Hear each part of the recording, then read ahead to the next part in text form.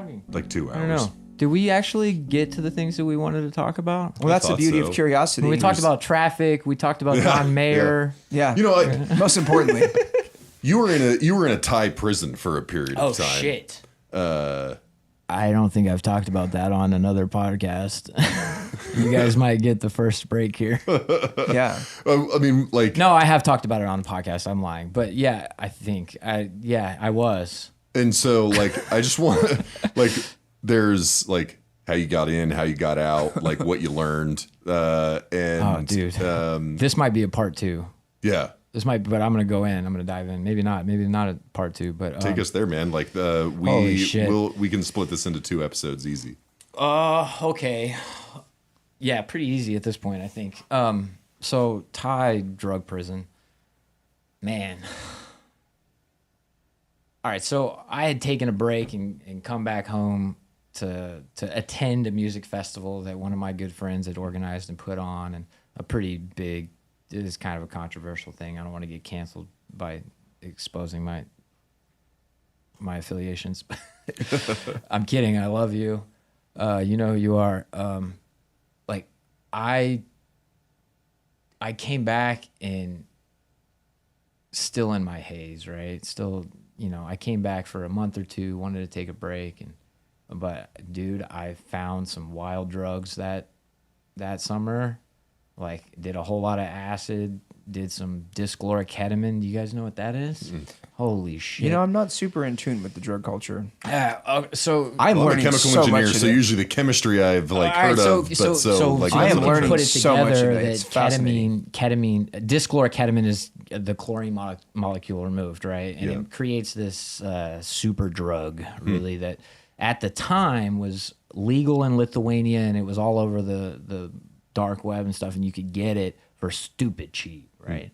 And then it became understood what it was, and now it's like stupid expensive, super highly illegal, right? It's like, but it sends you on this like 6-hour hyper creative like trip thing, you know. Anyways, I spent a whole summer and fall doing a lot of that and LSD and mushrooms and drinking and just partying my ass off, taking a break from fighting, right?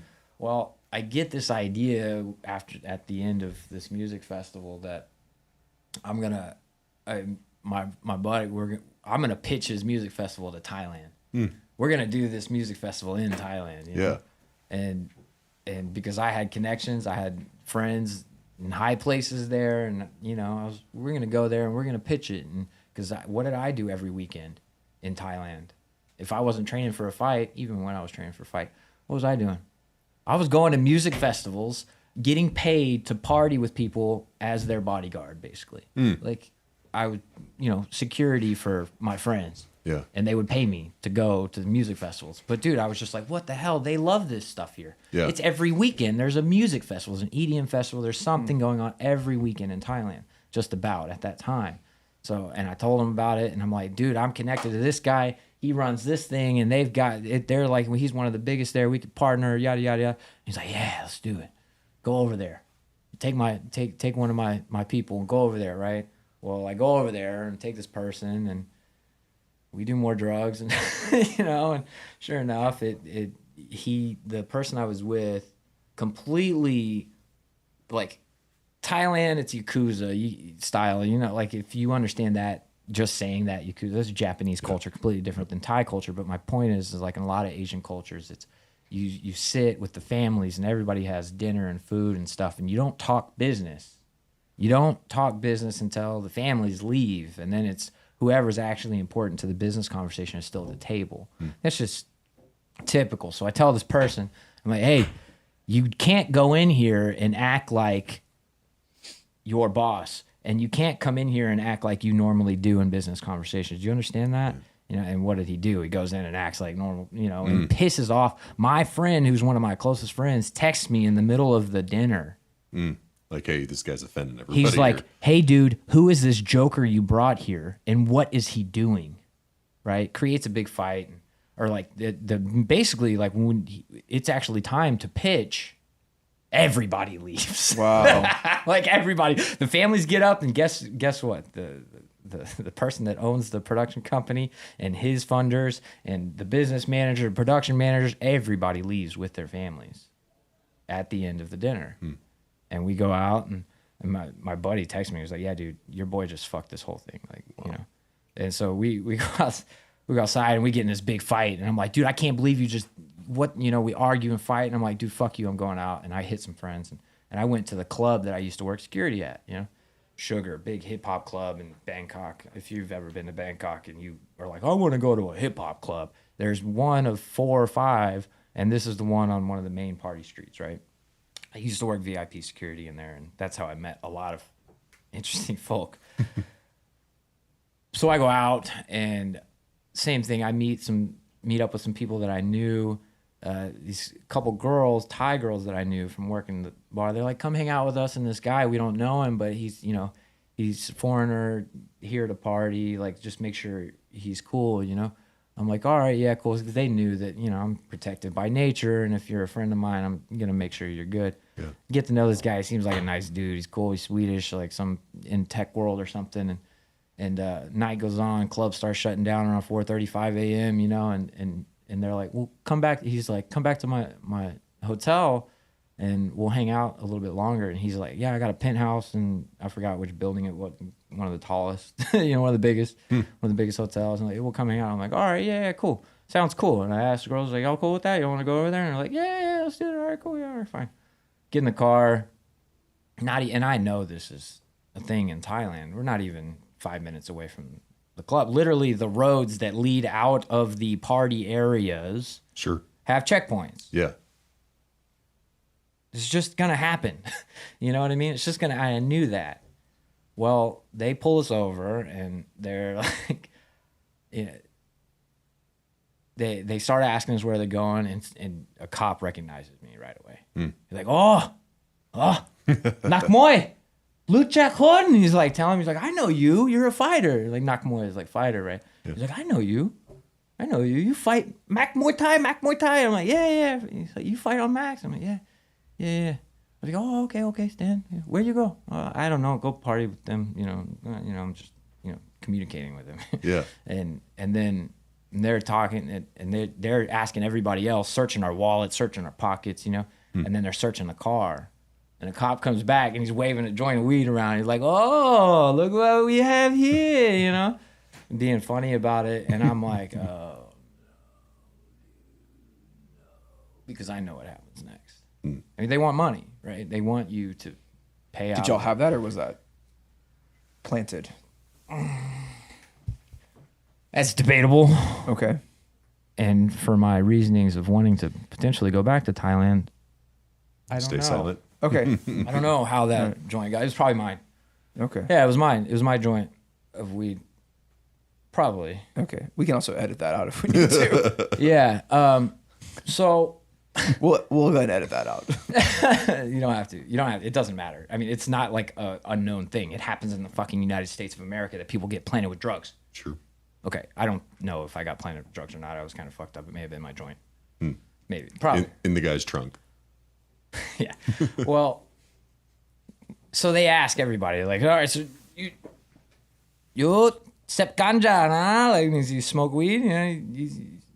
You like marijuana? You smoke weed?" And I'm like, "I don't smoke, dude."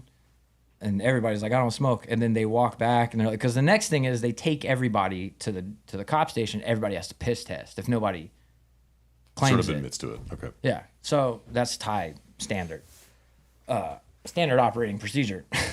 So we go to the police station, and on the way back, I'm like nudging the girl. I'm like, "Hey, do you smoke weed?" She's like, "Nah."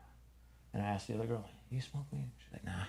And I tapped the Swedish dude, and I'm like, "You smoke weed, right?" And he's like, "Nah." And I'm like, "Fuck." Because guess what I did right before I went to that club?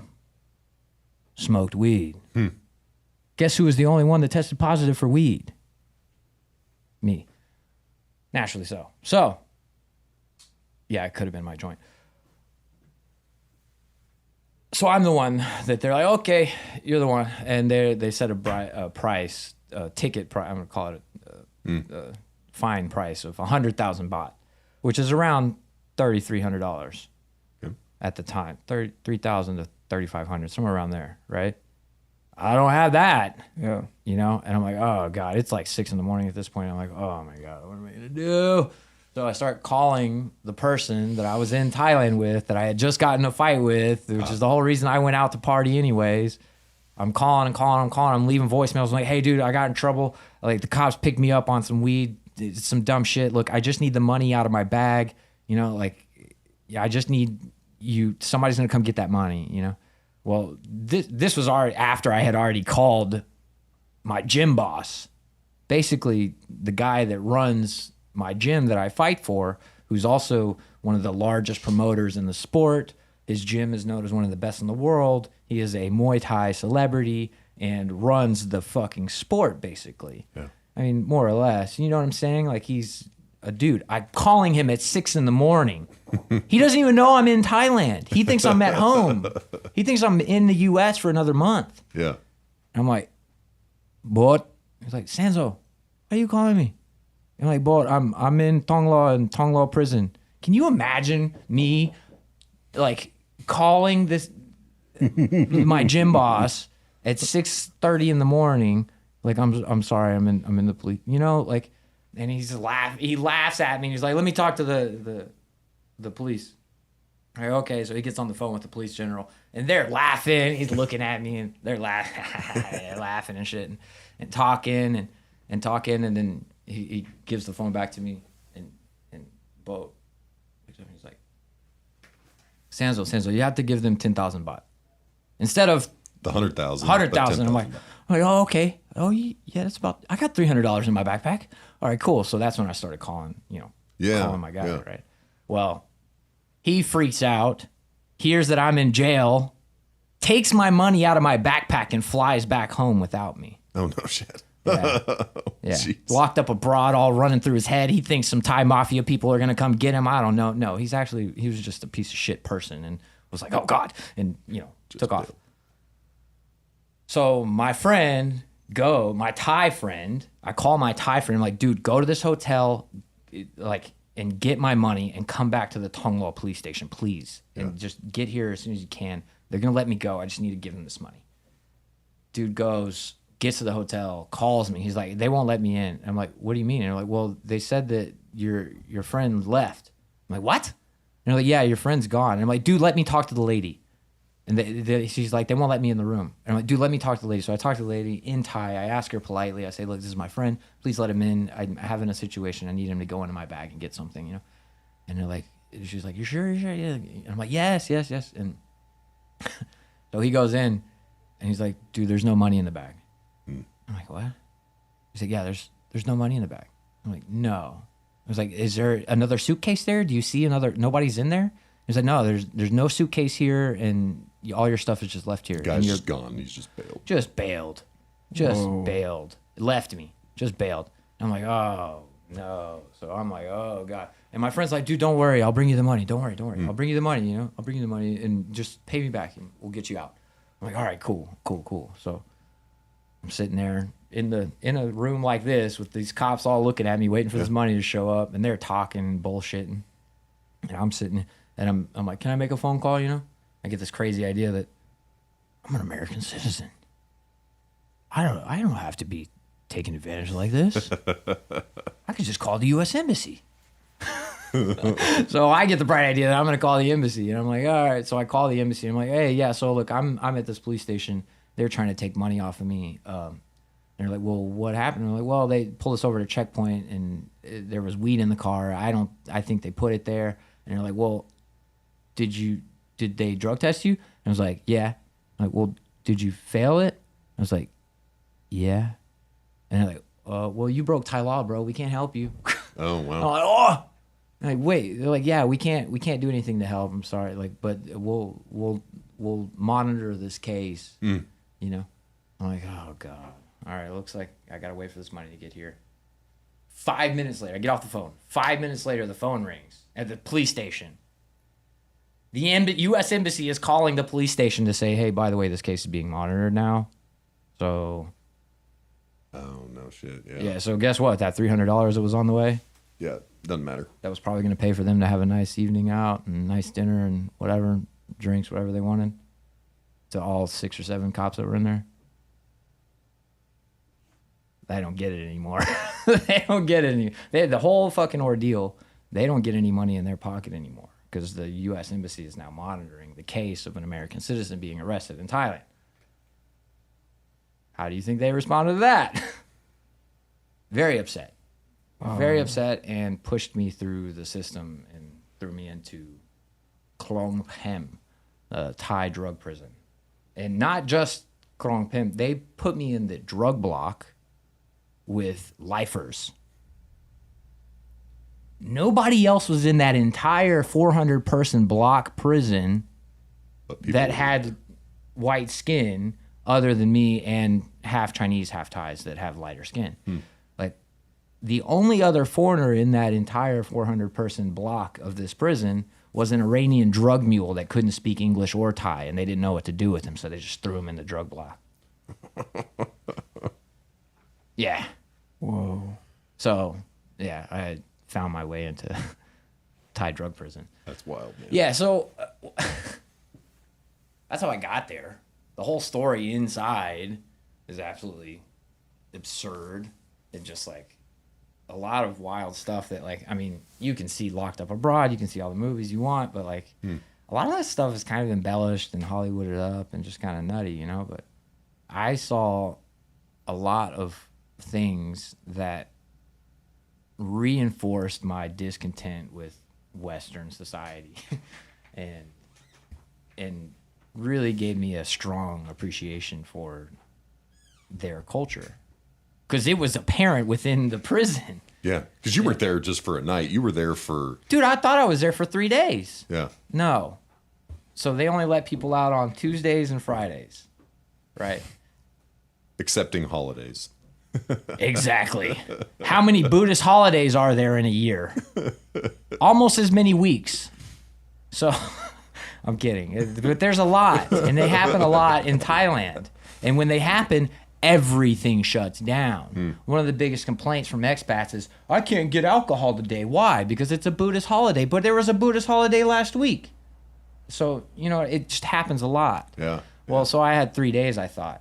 Somehow I forgot what day it was by day 2. I'm thinking I'm getting out, and they're like, no, I'm sitting there, I'm waiting, all the names being called, and for the names to be called, because I'd seen it happen for 2 days. It didn't happen. I'm like looking at the sun. I'm like, it's about 2:30, like 3 o'clock. Why aren't their names being called? And I go ask the commandant, and he's like, oh, today holiday. I'm like, what? Yeah, today holiday, no release. I'm like, what? I'm supposed to get out today. I'm like, oh, no. Maybe Friday. I'm like, oh, okay, great. Okay, cool. Another 3 days. Awesome. This will be fun. Another 3 days. Can you imagine that?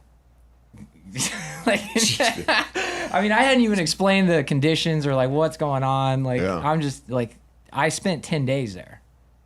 I thought it was 3 days. Yeah. And then I thought it was going to be 6 days. And it ended up going all the way for 10 days. Wow. Yeah. Absurd. Like, it was just like holiday and then a break. And then like thought it was another release day. And they were like, no, something else. And I'm like, when am I getting out of here? Like, am I being lied to? I don't know. You know? So like, it was pretty wild. But inside though, like, I mean, I'm writing a book about this. Oh, cool. I'm about halfway. I got about 7-8 chapters done. I'll probably write 2 or 3 more. But it's hard to even get people to understand the differences between like a different culture until you experience it, right? You can't. But to see how the prisoners moved and see within that prison system, it's like, all right, so you have blocks, right, of like 400 people, and each block has units, and in each unit there's about 100 people in each unit, right? And I think this block had 4 units, and each 100-person unit had a boss, which was a lifer who's in there for ever, and typically has, they all have tattoos and all over their faces and stuff. And they're in charge of those 100 people within that unit. It's their job to make sure everybody stays in line, etc. Within that 100-person unit, they're split up into groups, and each group has a leader, right? And you get your snacks, your tobacco, your toothpaste, your soap, everything rationed out each day with a 25-person group. And then your tasks of the day are organized. Everything, this all happens in the morning, right? And this is managed by the prisoners. Wow. This is the prisoners doing this. Like, what would happen in the U.S. if we had that much, like, just trust in people to manage yourselves as prisoners for lifelong sentences? Wow. Yeah. So, like, that was Thai drug prison. I mean, dude, like, craziest. I mean, the food was great, better than most American Thai food. But I mean, like, The food in the prison? yeah, I mean, big pot. I mean, I'm talking like big 10-gallon pots of like curry with chicken, foot and all, just like carrying them out each day. Like, Wow. but dude, it tasted amazing. It was great. And, I mean, I stayed away from the pink one that looked a little weird and had like, I don't know, it looked like intestines. It's a beef broth soup that they put all the stomach and intestines and face particles and tail, kind of the discard, all of it, right? Yeah, it's like a Brazilian facial. Yeah, I stayed away from that one. I took the chicken feet out of my green curry, but I mean, dude, like you're in an open air, like think like a community basketball. Yes, exactly, like a basketball court, right? Okay. Like a basketball Like a court. big You've been to open- Spots Park over on Wall? Been to Spots Park? Look, big open basketball court, concrete floor, big open, right? Chain link caged. around and- caged. yeah. I haven't been to the one on Wall, but I've definitely You know what been I'm to a the basketball park. Absolutely. Yeah, I've exactly. played So you at got them the for covering, sure, and then yeah. it's caged up, Yeah. basically, and not just like a chain link fence. They're quarter to half inch link chain link, like fencing, but in a chain link fence. Yeah. And then it's double stacked. So you're not going to snip it. No, and then the top has like up all the way up to the building where you might potentially try to work. There's razor wire, like of course, yeah. and it's just you're in a cage, but there's But you're 200 outside. people, 200 people in a fucking cage outside in Thailand where it's like 90 degrees at night, Yeah. 100% humidity. And a shit ton of mosquitoes. It's like they put the prison right next to the fucking swamp. The swamp, yeah. Wow. It's nuts. So, yeah, so you get rations of mosquito repellent, and it's a little packet. Sure. Wow. So you pick the square inches on your body that you. Yeah, and I didn't know that the first day. I'm sitting here, and you lay out your pallet, and you get one little wool blanket. You sleep That's- outside? Oh yeah, it's outdoor on a concrete floor, a basketball gym, bro. That's the jail you're in. Oh wow. Yeah. I missed that part. I thought it was this like is 100 that was like unit. the outside. No, this is a It's 100. not the rec area. It's No, the like rec area is cobblestone bricks that you play soccer on. If nobody fucks up, that like by the end of the day, my feet are like stubbed and shredded, and I love soccer. I played in college, like I love it, right? Like it's one of my favorite sports. I love it. So I didn't care. I'm playing. My feet are all bloody and stuff. That's the outside. The gym, I mean, the actual jail is where each 100-person unit is your head to toe in a fucking. You're on just a basketball sleeping gym. on the floor. Yeah, with and all it's the- on Outside. the floor and outside 90 degrees, 100 degrees. If there's anything more than So 100 there's no. degree humidity, I am just it's fascinated that. by this. Not. And, I mean, dude, what? It's outdoor. oh yeah, There's no roof over your head. no, there's a roof. It's a cage. Okay. Yeah, Like, let's say that differently. You're It's like- not climate controlled, No. not at all. and there's no walls. It's chain. Not at link all. As fences. a matter of fact, the bathroom is one raised, elevated slab that has two holes. One's the shower side, one's the shit and piss side. No Same- wall between. Same drain. No, same drain. And then even weirder is like at the bottom of that concrete slab is this slightly raised and elevated spot that just had a bunch of stagnant water before they got into the shower and shit spot to rinse their feet. With all that stuff was just dripping down into that stagnant. I was like, what the? Anyways, so yeah, I mean, like it's literally like guys are in the shower. You're trying to piss or shit. There's no divider. Everybody's looking at you, and you got homie over here singing, top 10 fucking Thai heartbreak song, and everybody else is singing with them, and I'm sitting there trying to freaking squat and shit, splashing and singing, and I'm just like, and everybody's looking at me, laughing because they know I'm never ever supposed to be there. Right. They're like, what the hell is this white? But everybody loved me because they knew I was a fighter and couldn't sleep. So I'm standing up and I'm like shadow boxing, and everybody wants to come over and spar and clinch, and so Yeah. No one messed with you. Dude, when I got there, the commandant knew me. The guy who run that block knew me because I'd fought. Come to find out, he's friends with one of my Paulo Tosher. They're like buddies and know each other, but I didn't know that until after I had left. But like, I got there, and he calls me over after the first day, and I'm like sitting in line. I get kicked out of line because I'm getting special treatment apparently, and I felt terrible about it. But like people had gotten in trouble for stuff, and I tried to fall in line and like take my punishment and stuff, and they'd taken me out of it. So the first day I'm in line, they call me up, and the head dudes. Remember, there's a guy for each block, right? Yeah. Then there's a head prisoner that's over all the blocks. Yeah, and this dude calls me up first day, and he's like, The head of all the blocks. yeah, and he's a prisoner. Wow. And he walks around with two ladyboys all day. Yeah. So he calls me up, and he's like, what you do? And I was like, sep ganja, smoke weed. And he's like, what? And in Thai, like, yeah, like, what the fuck? Like, what are you doing here? I was like, I don't know. And he's like, okay. And he calls two guys over, these two little dudes, right? And I knew what was going on. As soon as they walk up, I'm like, oh, these are my bodyguards. Sure enough, he put two guys on me and said, okay, wherever you go, Sanzo, you go play football, okay, can do. Go play football, can do. You want to go eat, can do. This guy, your friend, always. I'm like, okay. Next thing I know, I'm walking around trying to go.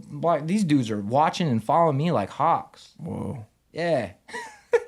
Wild. Like, I'm like, what is going on? And I felt weird. Like, I felt disconnected from the punishment that everybody else was living. And that's the first thing I started noticing is, like, weird under the eye, like, glares of, like, dude, fuck this dude. Like, why is he's here. Yeah. We're all suffering for our own mistakes. But look at this dude here. The commandant pulled down a, like, 40-year-old bag and was like, some way, like, practice fighting. You want practice Muay Thai? Some way? Die. Some way. Kick back, die. Like, die means you can, Like, kick back, go ahead, yeah. And I'm sitting there training, and through a cage, I see this dude just sitting there looking at me. Wow. And I'm like, and then I make that realization, I'm like, oh, I wonder if he's, like, inspecting my technique. And then I'm like, no. He's pissed. He's pissed because he's watching my privileged ass over there train Muay Thai. Yeah. And like, It's probably not too often that somebody's showing up in their block that's not a lifer, right? And they don't have to see that juxtaposition, right? So that was famous foreigner. Like, there's a lot that goes into that emotionally. Yeah. They're like, oh, why is this dude here? So that was intense. That was an intense thing to deal with outside of just thinking I was going to get out. Sure. Well, yeah. After like 3 or 4 like false starts on getting out, you start like questioning. Yeah. Like, well, and then I knew coming? something. Yeah. Well, and then visitation happened on day like 6 or 7, right? And I'm like, I don't know how the fuck am I getting out? And my name gets called visitation, right? I'm like, somebody's here to see me? I'm getting out. Yeah. I'm getting out. Yeah.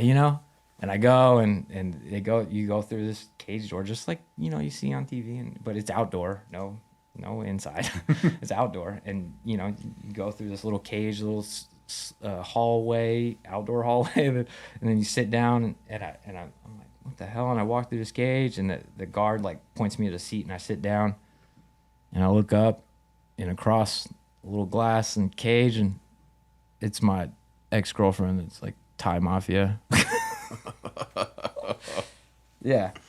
It's not expected. No, unexpected.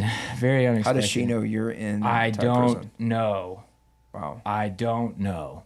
You never Like, to this day, you don't know. I still don't know. I've fantasized about, okay, one of the bosses must have said something to one of her friends and like, oh, this white, I don't know. Yeah. she found out I was there, and Wow. she came to see me, and literally just to come and like be like, I could help you, but I'm not gonna. Oh. Just kind of confirm with her own eyes. Just to kinda come and be like, be yeah, spiteful. motherfucker. She was like, no. She was like, yeah, this is what you get. Oh, you are here. Oh, Yeah, good. yeah. Well, because I left her because I found out what she did. She lied to me for months about being a freaking weapons trafficker. Like, I mean, she didn't traffic the weapons. She negotiated deals and oversaw the deals, right? Like, they send a pretty girl. She probably could have made one call and you would have been out immediately. There were a lot of people that I interacted with in Thailand that could have made one call and disappeared my ass real quick. Yeah. Real quick.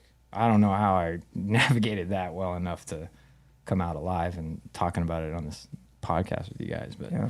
Wow. yeah, so she showed up just to be like, oh, by the way. She also probably she could have gotten you out, I'm guessing. Oh, yeah, she could. She could have just been like, she let's could've. go. I mean, dude, I found out what she was doing because the cops had just killed her brother in South Thailand. Wow. Who he was like a known heavy like weapons trafficker, bomb maker. Like Wow. in South of Thailand's like a lot like more like what we consider terrorism. They're setting off small bombs and Oh, wow.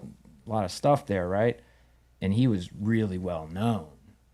Well, I wake up and she's crying one morning, like, what's going on? You know? And she's like, well, my brother, they killed my brother. I'm like, what? And then she comes clean. And she comes clean. Like, this is my brother. This is what he does. This is what I do. I've been lying to him. Like, I mean, I knew you were a gangster, but like, whoa, like you're actually in the middle of these things. And so I removed myself. Yeah. And it, you know, it upset her big time. But like, I mean, like, what was I gonna do? Like, you know, I didn't want to be in that situation. Sure. So yeah, she could have showed come in up. handy in this moment, but Yo, yeah, like, well, I mean, we could have stayed friends.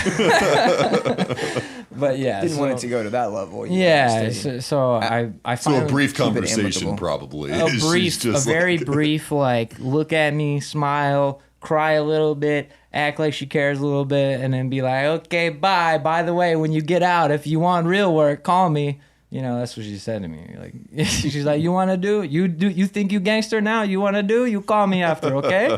Like, you know, that type of conversation. And I'm like, oh my God, dude, like, just get me out of here. It's like, yeah, no, this isn't the trappings of aspiration. Yeah, here. no. So I got out. I eventually got out at day 10 after 2 more episodes of I'm getting out. Shit, no, I'm not getting out, you know? Yeah.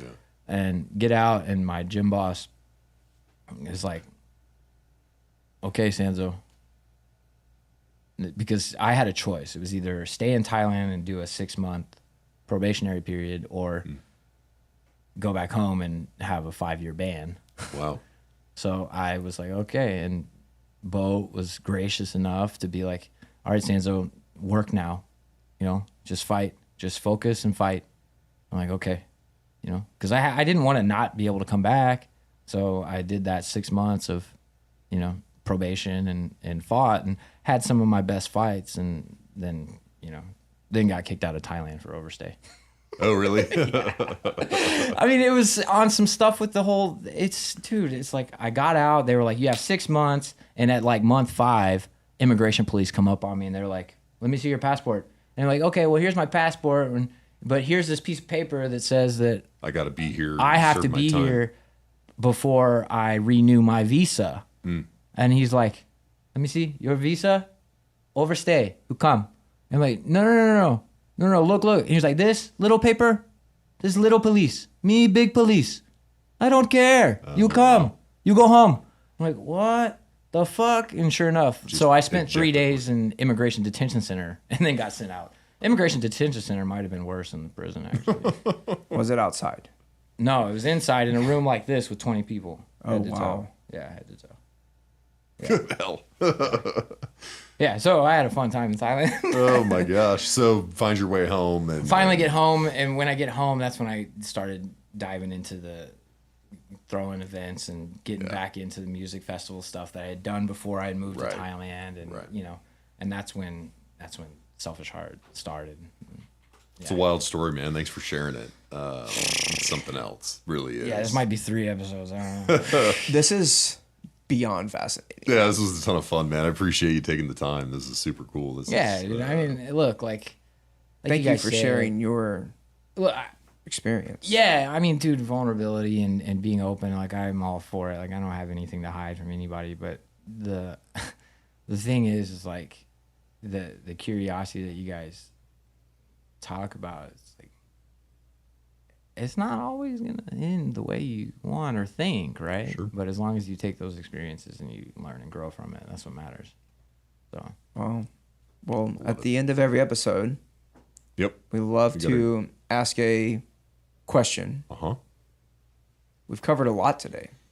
We have.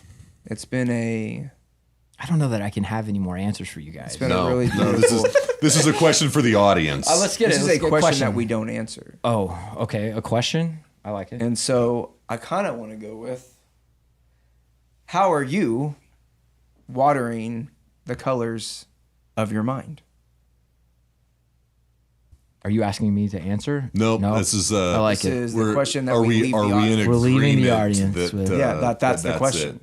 We could reject Brad's proposal. if No, we wanted dude. On the question. Stand up. Let's see the shirt again. Okay. Stand up. We're just gonna, here we go. Remember to water your mind and grow at your own pace. Yo, dude. See, this is the fine print that people don't see. Grow at your own pace. There it is. Okay, so then let's. Okay, then you know what? Let's Did iterate. you make up the water, the colors of your mind? This is from Change. This came from Yeah, I know. No, Change. no, I know. But the shirt says "water your mind." Yeah. Water Macro dose. the colors of your mind is Does it say the colors? No, because that's what I'm asking. The No. colors is That's my rendition. got it. Okay, so the question to the audience is how are you watering your mind? Or the So- colors of your mind? Well, we're creating it in real time right now. So I think we build on it and we iterate based on the rapid feedback I'm getting here. and we say, how will you water the colors of your mind and grow at your own pace? Now, the grow at your own pace thing just happens if you water your mind. Oh. yeah, that's the outcome. Okay. Yeah. That's the So final question is, how how are you going? are you going to water the colors of your mind? I like it. Or, more simply said, how are you watering your mind? I like it. All right. Cool. I'm going to That think is- about that question when Yeah. I leave here. Yeah. How are you how are we all watering our mind? But to each guest, or the guest and to the audience, Yep. how are you watering your mind? I like it. That's it. This has been a lot of fun, guys. This has been amazing. Thanks for having Love me. it. Thanks, Greg. This might be the longest I've sat and talked with anybody in a podcast ever. I love it. We're all for breaking records. Yeah. I'm down. Boom. All right. Boom. Gotta give us a boom. Oh, boom. Yeah.